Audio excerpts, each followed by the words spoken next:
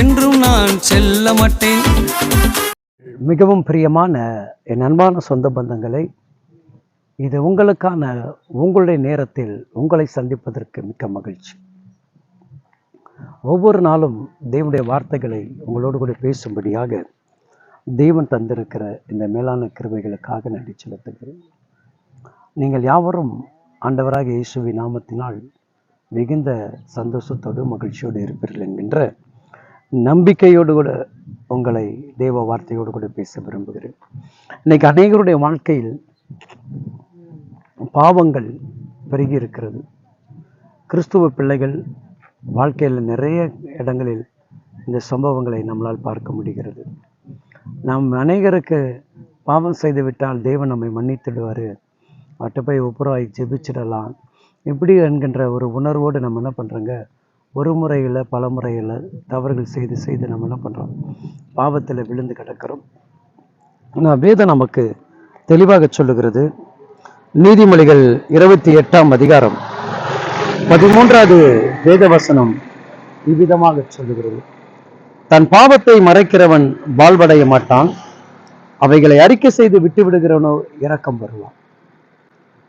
உன்னுடைய பாவத்தை நீ யாருக்குமே தெரியாது என்று மறைச்சிக்கிட்டே இருந்தீங்கன்னா அது ஒரு காலத்துல என்ன பண்ணுங்க, உங்களை எங்கேயாவது ஒரு சிக்கல்ல கொண்டு போய் மாட்டிவிடும். அதிலிருந்து விடுபட வேண்டும், அந்த பாவ வாழ்க்கையிலிருந்து முற்றிலுமாக வெளியே வர வேண்டும் என்கின்ற உணர்வு உங்களுக்குள் இருக்கும் என்று சொன்னால், அப்போ அந்த உணர்வானது உங்களை அதிகமாக மேன்மைப்படுத்தும்.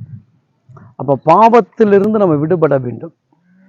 இயேசு கிறிஸ்து ரத்தம் நம் பாவங்களை கழுவி சுத்திகரித்தது என்கின்ற ஒரு நம்பிக்கை எல்லா தெய்வ பிள்ளைகளுக்கும் நிச்சயமாக இருக்கும் என்று நான் நம்புகிறேன். அப்போ நம்ம அதை அறிக்கை செஞ்சுட்டு விட்டுட்டா என்ன பண்ணுவோம், தேவனுடைய இரக்கம் கிடைக்குமா பாருங்க. ஒரு திமிர்வாதக்காரனை 4 பேர் தூக்கி சுமந்து கொண்டு வராங்க. அப்போ ஆண்டவர் சொல்கிறவன் பாவங்கள் மன்னிக்கப்பட்டது, உன் படுக்கையை எடுத்து விட்டு கடந்து போ என்று சொல்கிறான். அப்போ சில நேரங்கள் பாவம் நிமித்தம் வியாதி பலவீனத்தையும் கொண்டு வருகிறது. சில பேர் ரொம்ப விரும்பாங்க, ஐயோ இந்த பாவத்தை விட்டு நான் வெளியே வந்துடணும், என்னால் விட முடியல என்று சொல்லிட்டு சில பேர் அங்கலாய்ப்பாக இருப்பாங்க.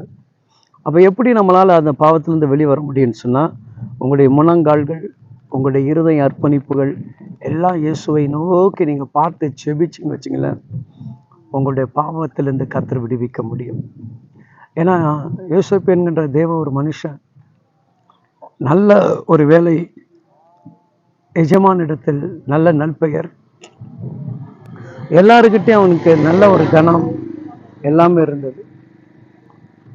அவனை பாவத்துக்கு உட்படுத்தக்கூடிய ஒரு சம்பவம் வந்தபோது அவனுக்குள்ள ஒரு தேவ பயம் இருந்தது. அப்ப இந்த பாவத்திலிருந்து பாவம் செய்யாமல் நம்ம வெளியேற வேண்டும்னா நமக்குள்ள ஒரு தேவ பயம் வந்தாதான் நம்ம செய்கிறது பாவம் என்று தெரியும். அந்த பயமே இல்லைன்னா நம்ம என்ன பண்ணுவோம், சர்வசாதாரணமாக இது பாவம், ஒன்றுமே இது பிரச்சனை இல்லை, நம்ம ஜெபம் பண்ண ஆண்டவர் மன்னிச்சிடுவார் அப்படின்ற அந்த உணர்வு தான் நமக்கு வரும். அப்போ தேவனுக்கு அந்த பயப்படுகிற பயம் வந்துச்சுன்னா அந்த பாவத்தை விட்டு வழி விலகி ஓடுவான். அந்த பாவத்துக்கிட்டே நெருங்கி நிற்க மாட்டான். ஏன்னா பாவத்துக்கு எதிர்த்துன்னு போராடுவான்.